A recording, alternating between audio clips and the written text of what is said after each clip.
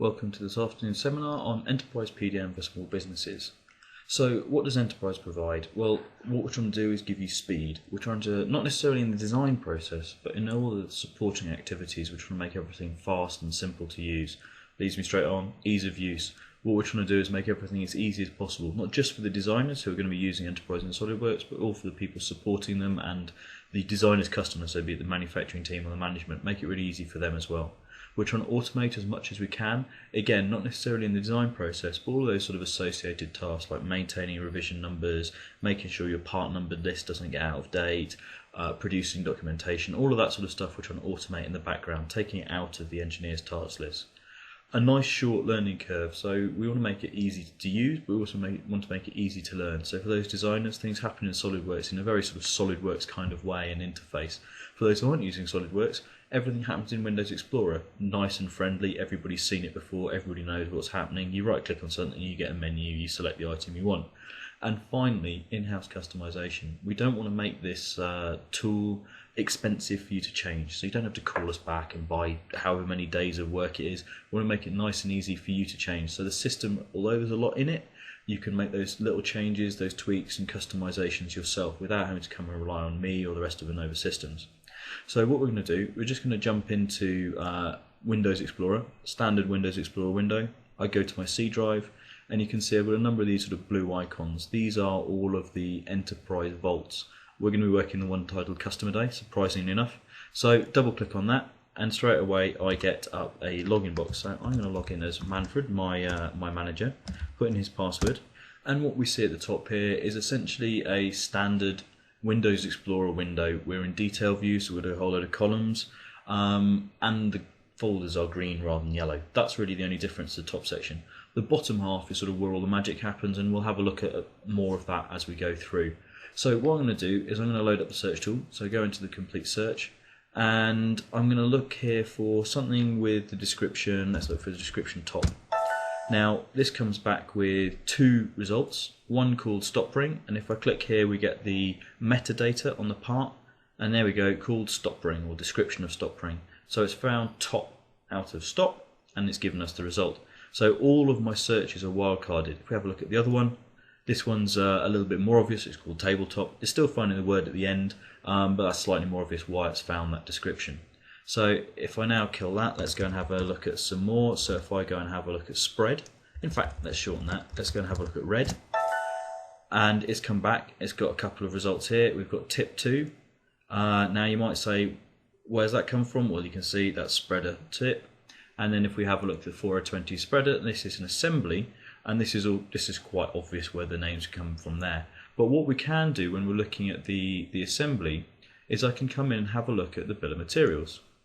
So if I look at the Contains tab, this is the enterprise bill of materials, and nothing you can do to modify what this looks like. But we get a really nice long list of everything that is in there, all in a nice stepped out tree for you to be able to read. If we look at the bill of materials, now this is one which you can customize what columns and things you get. Very similar output. It's also stepped, you can see here, so we can read through that and we can print these off and we can customize this one and potentially add additional lines to it as well if we wanted to.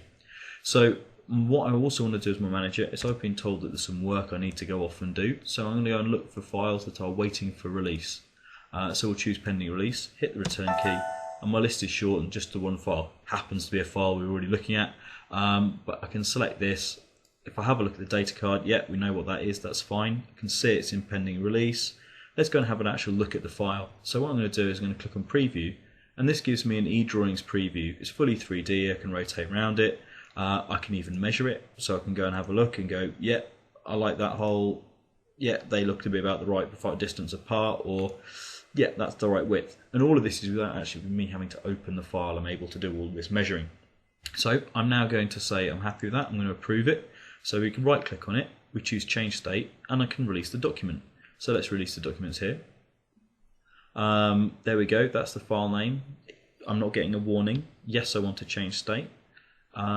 Because this is a multiple person approval, I've got the previous person's notes, so we can see that Engelbert's made a comment, happy for this to move forward, I think everything has been captured. I'm going to say, yeah, holes are in the right place.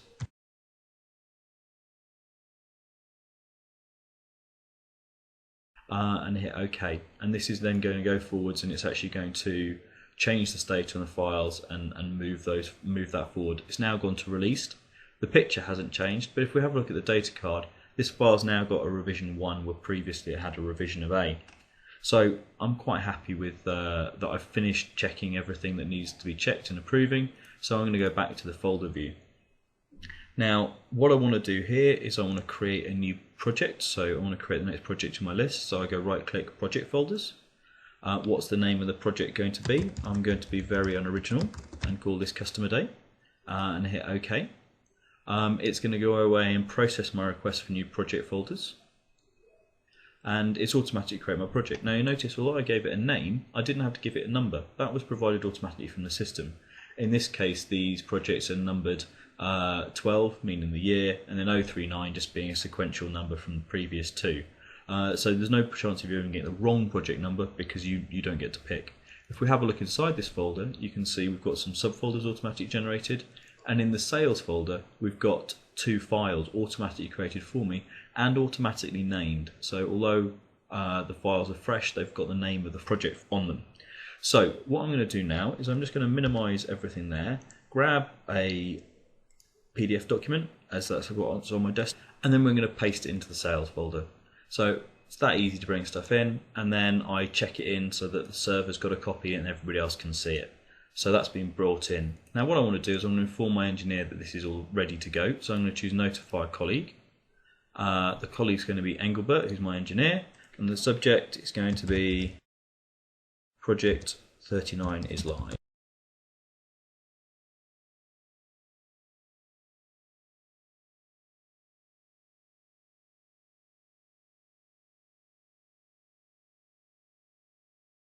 So we've got that in there.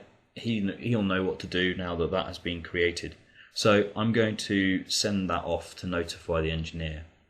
And I'm finished as the manager for the day. It's very nice. So what I'm going to do is I'm going to log off. Now, what we're going to do is we're going to have a quick look at the admin tool here, just to show you where that file was I approved was and what's going on in the background before we go and have a look at the engineer's work. So I'm going to go into the design workflow, and this is where that file I approved was. So everything inside Enterprise works on workflows. If there isn't a workflow for something, it can't even exist on the server. So you go from sort of a fairly standard workflow like this one to very simple workflows, and this is for the PDF document, for example. It just needs storing. I'm not going to do anything with it. But there's got to be a workflow of some form. Now in this workflow, we start work in progress. We can then approve it, so it becomes internally approved, maybe for prototyping or quoting, and then there's another approval process to get to a released or manufacturing document. From there we can go back up to the top, or we can go to an obsolete stage. Now that file I approved, remember I said it had multiple people needed to approve it, and that was here, basically sat in this state trying to do this step. And this release documents with the sort of double green arrow, this is showing that there's going to be multiple approval, as opposed to these which only need one person to carry out the action. So all of the words we're seeing here are the words that are used elsewhere in the system. So when I right clicked, I actually got release documents because that's what I've written here. So you will get all of the words you use in here as you've spelt them, incorrectly or not, coming through onto the rest of it. So just to show you how easy they are to edit, what I'm going to do is I'm going to delete my obsolete state and we're going to recreate it. So I come up to the top and create a new state. We drop that down, give it a name, hopefully spelled correctly. We can then choose who can see it. So I might choose to add the group engineers. And then we might say that the engineers, all they're allowed to do is read the file and see it. And that's all they can do to the file. Obviously it's obsolete, you don't want to make them to make changes. And we can hit OK there. So we've added some permissions. You might need to go back and add further permissions later. And then we need to get there. So we create a new transition. And we come from the release state to the obsolete state. So we draw the arrow in. Again, we need a name. So if I call this send to obsolete, and these are the instructions that the user will see when they right click. And then again, if we say that actually the engineers and the managers will bring both of them in, and we'll say both of them are allowed to make things obsolete, and then we hit OK. And that really is the basis of creating workflows. It's that simple. You can add in actions in these transitions. So if we go and do that, so if we say submit for approval, it's going to have an action, and this action is just going to be to set a variable. We'll call this the comment variable, and we'll just say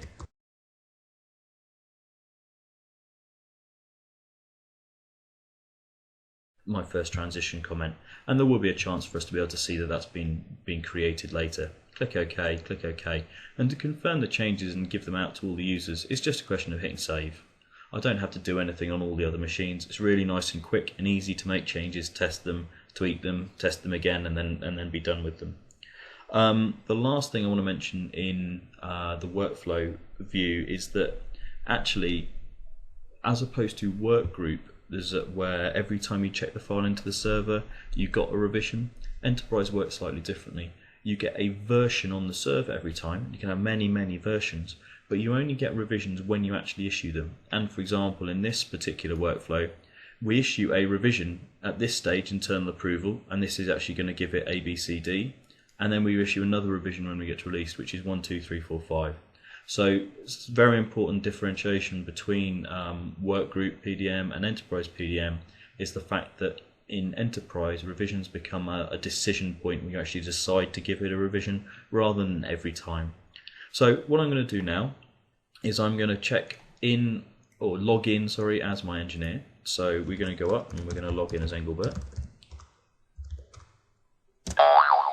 And straight away I'm getting a message as him. So let's go and have a look at that message. So the message has come from our engineer. So it says from Manfred. Project 39 is live, 39 is live, and the order is available. Now, in this case, we're also getting photos of our users. If you want to give people other avatars, then that's fine. But alongside that, you also get contact details, whether they're logged in, what work they're working on, i.e. the number of files, and sort of some other details about them. So it becomes really easy to see what people are doing from a management point of view.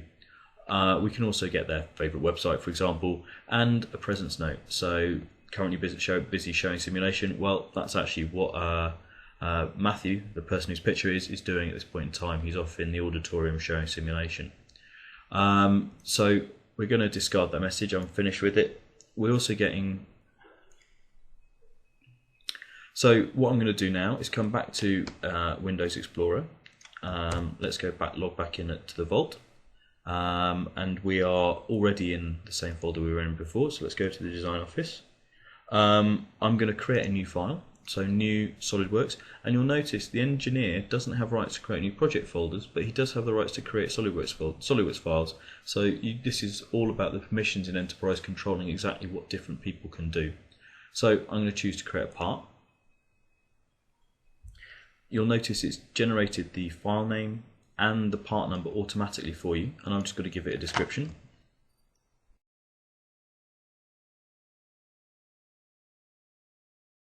Call that link end, and then I've got two options: create file and open file. Create file just creates it in Enterprise.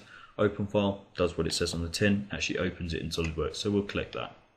So it's jumped me straight into SolidWorks, and we're going to create some geometry now.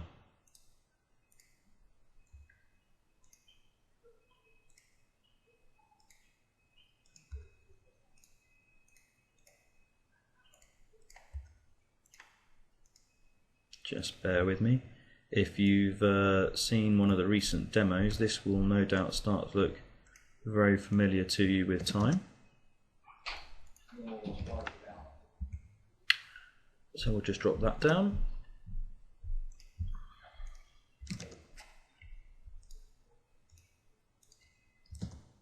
Ooh, let me get the right numbers.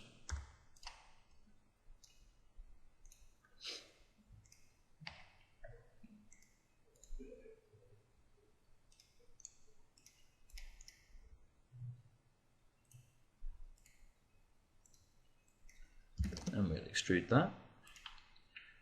And now at this point what I'm going to do is I'm going to save the file. That's because my template was the 2012 file. And then I'm going to check this file in.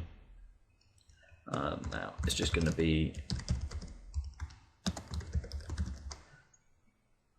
a comment of some form. It's best to put comments in all the time. This helps you track files and what you've done as the designer, and then obviously what other people have done when they've checked things in and out. Now, I actually want to carry on working on this, so I'm going to choose the option to keep it checked out as well. So we'll hit that, click check in. So that puts a version on the server, but it doesn't put a revision number against it, so this is still a revision blank, if that makes sense.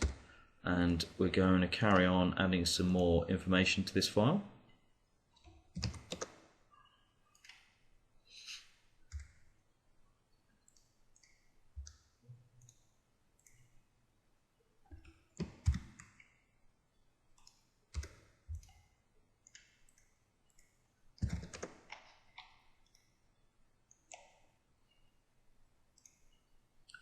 So we'll throw that in, and we're going to repeat the process, check it in.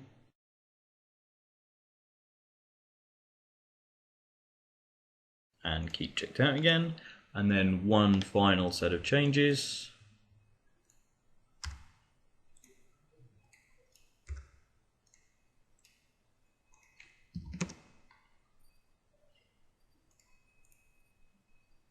And that's absolutely fine. And we'll check it in again.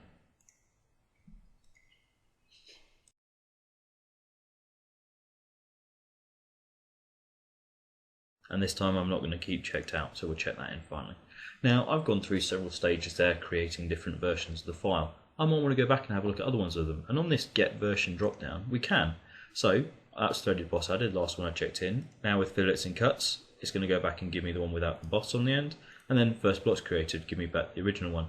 And then this button over here, get latest, takes me back to the latest version. So you can see as an engineer it's very easy to throw files in and out of the vault. I was doing it quite happily there. And also go back and have a look at what I did yesterday, what I did before lunch, depending on how good my memory is, or if somebody else has done a file, look back through their sort of design process. Now, I wouldn't expect a designer to check it in necessarily as regularly as I just have in this demo, but if it's once a day, then again you can go back and see where people got to in each day, and that should help you get a grasp on what they were attempting to achieve. Now also in this window, we can have a look at the file properties, so we can have a look at the information I typed in at the beginning was created for me. We can also see where it's used. At the moment this isn't used anywhere, but we can have a look at that later. And you've got a couple of others, so you can select in Windows Explorer, that will select it straight off for me really nice and quickly. And we can also bring up the search window, which I'll do in just a second. So I've got my part. What I might also want is an assembly. So if I say new, we've got this tab on the end, SolidWorks Enterprise PDM, and this is picking up off the files that I've said I can create in Enterprise. So this time I'm going to choose to create the assembly. Again, it's just going to ask me where I want to save it, so I'm just going to choose the folder, hit OK, and it will automatically create my assembly number for me, fill in the data card as before. So we're just going to call this demo assembly, and again I'm going to choose open. In this case it doesn't really matter whether I choose open or create because I'm doing it inside SolidWorks, so it's going to open it either way around. So I'm going to bring in my part I just quickly created a second ago, and now what we're going to do is we're going to, I'll check that in as the first part, why not?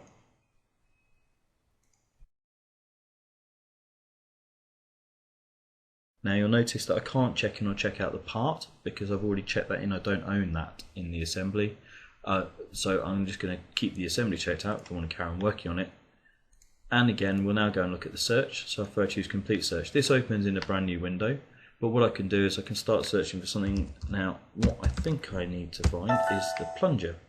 So if I go and have a quick look at that, data card, it's the plunger, it's from the right project, so I know I've got that much right. And then if we have a look at the preview, yep, that file looks absolutely brilliant. Now what's really nice about this is I can just drag and drop and I'm done. So although in 2013 they made some really nice enhancements to help you to select files really quickly and bring them into assemblies, this makes it even easier still. So we'll just make those two up, all done and dusted, brilliant.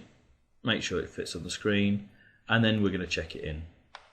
So yeah, check that in, right. Check that in, and I'm all done and dusted with that.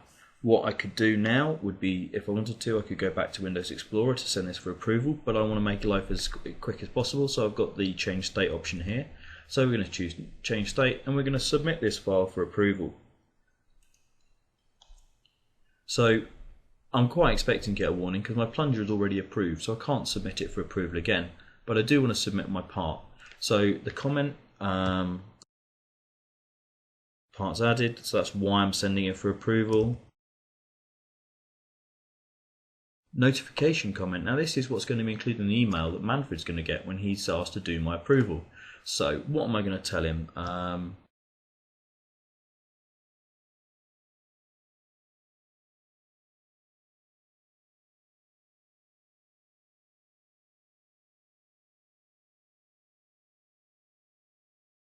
So we're going to send him this comment just to ask him to hurry up and get on with it, and then we're going to send that off. So the state's changed, and what you'll notice now is I can't check the file out anymore. I don't have permissions to check it out once I've sent it for approval. One last quick thing to have a look at is this hasn't actually got a revision number yet. So if I go and have a look at the custom properties, we can see that although project number and project name of this has been filled in, it hasn't actually forced through the revision yet because there isn't one existing, but it will do after I've approved it. So the actual custom property information will be updated as well as just the information in Enterprise, which makes it really easy to pull things through onto your drawing boards. So we will dispose of this file, and I'm going to close SolidWorks down and search down. And again, what I'm going to do is I'm going to log in as Manfred the manager in order to approve the file. So we're going to log off as Engelbert, and we're going to log on again as Manfred. Again, straight away I get a notification, and this notification is going to be documents have changed state. Well, I happen to know that. And then we can see here work in progress to pending approval, what the file names are, the state change comment that the engineer has made because we know it's the engineer, and finally the notification comment, i.e. what he needs me to do. So brilliant, I want to get on with this file. So I could click here to open the file directly, to view or to get the latest versions of it. But if I click on this one, what it'll do is it'll open up the folder that's got the file in it straight away for me. It can take me there straight away, which is really nice and easy. Now actually what I could have done was use some more search tools. We've also got pending approval. Now this is a star, it's a favourite search. It's essentially a one-click search. If I click this, not only does it open the search up, but it conducts the search for me in one single click. Makes life that little bit quicker. Again, like I say, trying to make things easy, trying to make things fast. So what I'm going to do is I'm going to click on this file. Let's have a quick look at the data card. Yeah, it looks good. As the manager, let's have a look at the preview. Again, yeah, that looks very nice. Yeah, love that. Let's have a look at the Contains tab, just make sure everything's there. Oh yeah, we can see that the plunger's there as well. Yeah, that's what I was expecting. Everything's there. Quick reference, yeah, I'm going to need to approve 2 files. So, right click, change state, I'm going to approve the documents. What's the comment? Parts work, it's lovely, so we're going to hit OK. Again, it's giving me the warning, I can't change the state on the plunger. Completely expected because the plunger's already approved. I'm only just starting to approve these new parts, and I'm going to hit OK. So when that finishes, what we can do is if we have a look at our assembly again, these haven't updated, it just needs refreshing. So if I conducted the search again, we're not going to find any files, completely expected because they've all been approved. If we come back, we can now see these are all internal approval, and we've also picked up that revision A, and we can see that in the data card here. Now in the background, what's going to happen is every time files are approved, PDFs are made. You may have noticed a PDF notification come up earlier if you were very bright-eyed. Now that's going to open SolidWorks in the background and do that for us, and then we'll get a notification once it's finished. But while that's happening, I just want to mention something to you about the hardware requirements for Enterprise. Enterprise does require a more meaty machine than Workgroup because it's got to run on a server so that everybody can access it. So just be aware of that. Also looking forward with Enterprise 2013 in the same way that SolidWorks 2013 is not going to be looking to support Windows XP. So just be aware of that when you're looking at the system. Oh, and it looks like the PDFs are now being created. So if we go in here, we can preview the PDFs without having to open anything. Usually these would obviously be done of a drawing, but in this case, just for simplicity, we're creating the PDFs of the part. You notice the PDF file is called the part name and then hyphen the revision number, and that's entirely my choice on how that name has happened. I just thought that structure made the most sense. So if we just jump back to PowerPoint, we can talk quickly through about what Enterprise has done, what I've just shown you. So what does it automate? It automates part number creation, project folder creation, your PDFs, there's the notification saying the PDFs have finished correctly. We get email notifications that come through to us. Hopefully one's just popped up for me. And also revisions are automated. Don't need to worry about which revision number you're going to use next. You're just given one by the system. What does it give users? Well, it gives them a familiar interface. Either you're working in Windows Explorer, which everybody's seen before, or you're working inside SolidWorks task pane, which again looks exactly like a normal SolidWorks task pane. It gives everybody access to the files. Workgroups is really useful for the engineers, but has a tendency to hide the files away on an engineering drive. Enterprise takes those files, puts them out for public view everywhere, which can be really useful for everybody to sort of work together on a group of files. It gives everybody the ability to measure. eDrawings Professional is installed with every license, so you always get that ability to measure your SolidWorks files, so you don't need to actually open them up. Just makes those things again a little bit quicker. It has confirmed workflows. Yes, the workflows are there. Yes, everybody must use them, but they don't get in your way. They're just a right-click, follow this workflow. Again, we're trying to make life as easy as possible. We're giving you as much control over it as possible. And finally, you've got users who've got access to the file history. People can go backwards and forwards and look at what things used to look like, see who approved them, all of those sorts of details. So, thank you very much for watching.